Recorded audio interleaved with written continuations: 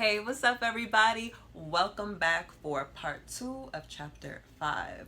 Always do your best. Now, let's get into this because there's a lot of gems here. So, we're on page 82. All right, so it says, expressing what you are is taking action. You can have many great ideas in your head, but what makes the difference is the action. Without action upon an idea, there will be no manifestation, no results, no reward. The best way to say, I love you, God, is to live your life doing your best, whatever God you believe in. The best way to say, thank you, God, is letting go of the past and living in the present moment, right here and now. Whatever life takes away from you, let it go. When you surrender and let go of the past, you allow yourself to be fully alive in the moment. Letting go of the past means you can enjoy the dream that is happening right now. If you live in a past dream, you don't enjoy what is happening right now because you will always wish it to be different than it is. There is no time to miss anyone or anything because you are alive. Not enjoying what is happening right now is living in the past and being only half alive. This leads to self-pity, suffering, and tears. Woo! Man. How many of us really sit there and think about the past and what we could have done differently? And of course, self-reflection is one of the most important things that we can do. But we literally cannot sit with it all the time and hold it in a dark place and, sit with self-pity and suffer and because you can't go back and change anything. But what we can do is learn from our mistakes. That's all literally that we can do. Just to take a risk and enjoy your life is all that matters. Say no when you want to say no, and yes when you want to say yes. You can only be you when you do your best. When you don't do your best, you are denying yourself the right to be you. That's a seed that you should really nurture in your mind. You don't need knowledge or great philosophical concepts. You don't need the acceptance of others.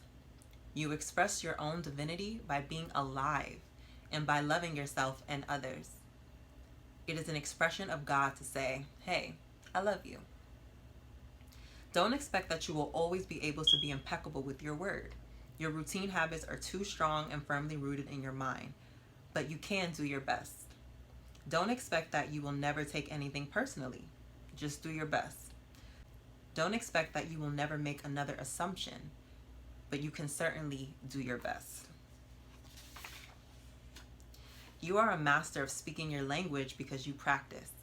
Action is what makes the difference. It's not about daydreaming or sitting for hours dreaming in meditation. You have to stand up and be a human.